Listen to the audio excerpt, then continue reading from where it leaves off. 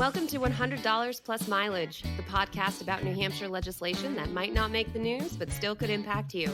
This year, the New Hampshire Legislature is voting on over 1,000 proposals about new laws and changes to old ones. We break down the unbiased facts, pros and cons, and tell you how to get involved. I'm Anna Brown, Director of Research and Analysis for Citizens Count. And I'm Mike Dunbar, Content Editor for Citizens Count. You've seen them as you drive down the highway, wooden crosses or other homemade monuments on the side of the road that memorialize somebody who passed away in a car accident. These memorials occupy a legal gray zone in New Hampshire, but that hasn't stopped them from becoming pretty commonplace and increasingly ornate. A bill in the legislature, though, would crack down on these roadside memorials and direct the Department of Transportation to dispose of them 90 days after the incident that they memorialize.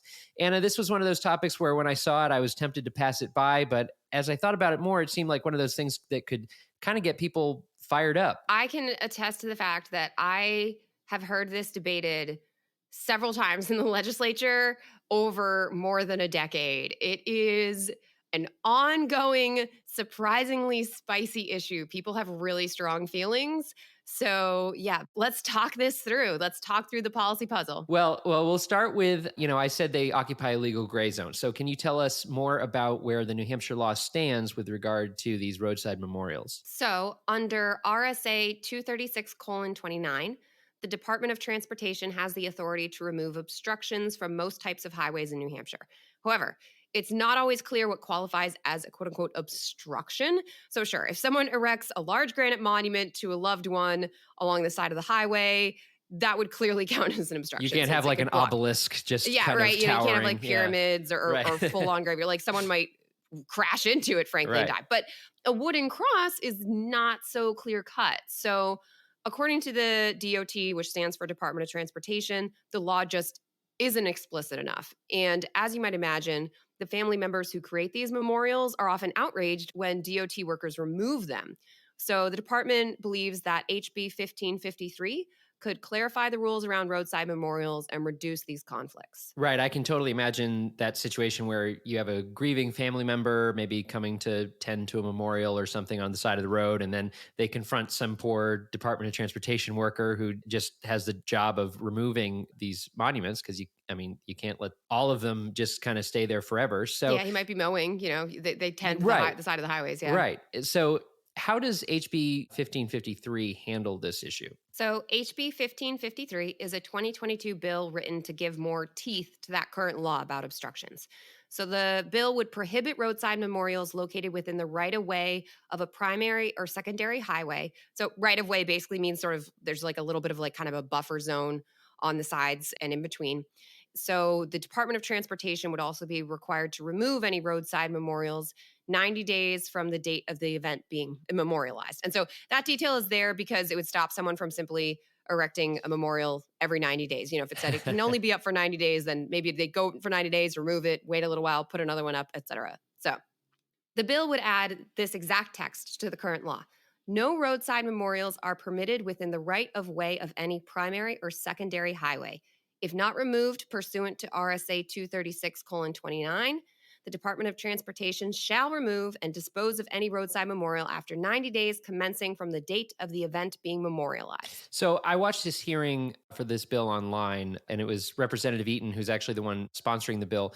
And he got up and argued that roadside memorials in New Hampshire have just gotten out of hand. So while the tradition of marking a fatal crash site with like a wooden cross or something dates back probably decades or more, it's kind of becoming commonplace to make these elaborate memorials with like battery operated lights and artificial flowers and all these accessories with them, which, first of all, they kind of pose a safety hazard. They become distracting for drivers. They can also result in cars parked along the side of a busy road. So like the family member who wants to tend to the flowers or something, suddenly they're at risk of being struck by passing cars. So, maybe there is some danger there. Well, and there's also the challenge for Department of Transportation road crews who are charged with mowing and maintaining the area around a road. And sometimes then they get put in the uncomfortable situation of being like the bad guy. And so there was an example that came up in the bill hearing. So imagine an accident takes place, a drunk driver causes a crash, kills another driver, and then both families want to put up memorials to their dead loved ones. one commemorating the person who caused the crash, another one honoring the victim. And then DOT might be brought into the middle, and oh my gosh, it could be a mess. Yeah, it feels like with every one of these topics we cover that seems so straightforward, there's always this pile of unintended consequences I'd never even thought of. Like, if we hadn't researched this podcast, my first inclination would be, just let people put up a little cross if they want to, who cares? But it's clearly a lot more complicated than that. And that said, some people think this bill is a bad idea. So what do they say about it? So at the Senate hearing on this bill, some senators took issue with the way it was written. So, for example, Senator Waters argued that the DOT already has the authority needed to take down these memorials because they can remove obstructions. So just call roadside memorials obstructions and be done with it.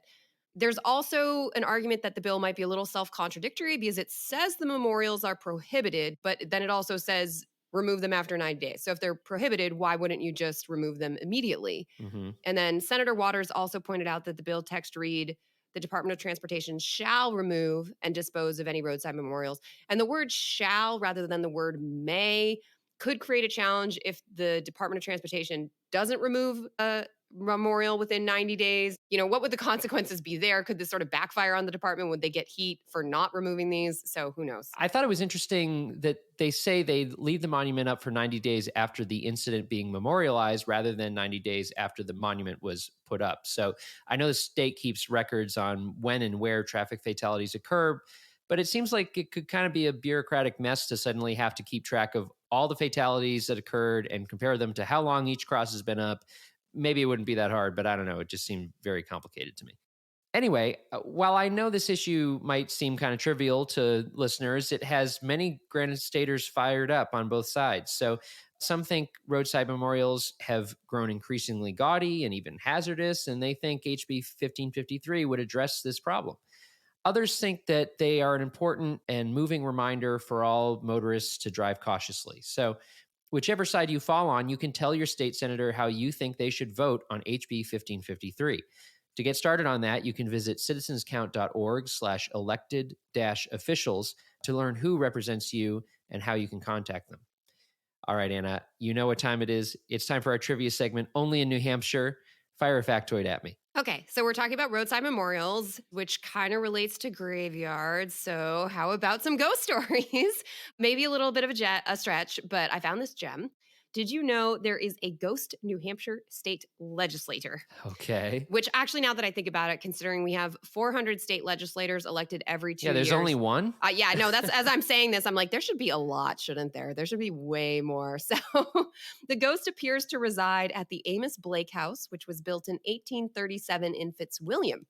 Amos Blake was a prominent attorney and state legislator. So Terry Harlow, the curator of the house, has claimed 11 ghosts have been detected at the property, also including a ghost cat. Yes. Harlow says the attic is a hot spot for spooky encounters. There's also a grouchy man by the stairs, a woman who likes to dance and make herself heard. From what I read, I didn't get any stunning details of what the legislator did. I mean, one could point, maybe yelling out point of order or just saying Mr. Speaker, Mr. Speaker. I don't know. I'm trying to think of what a legislator legislating would be from beyond the grave. Yeah.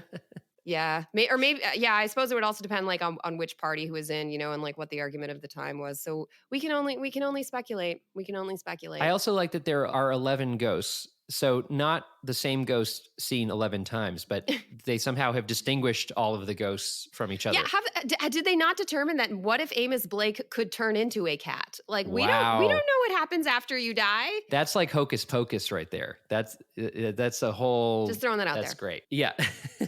Well, that about wraps it up for today's episode, but you can find more information and episodes at citizenscount.org. We'd like to thank Franklin Pierce University for producing and the Granite State News Collaborative for hosting. Our theme music was composed by me, Mike Dunbar. And lastly, we thank you for giving us a listen and thinking about how you can be part of what makes New Hampshire by the people, for the people.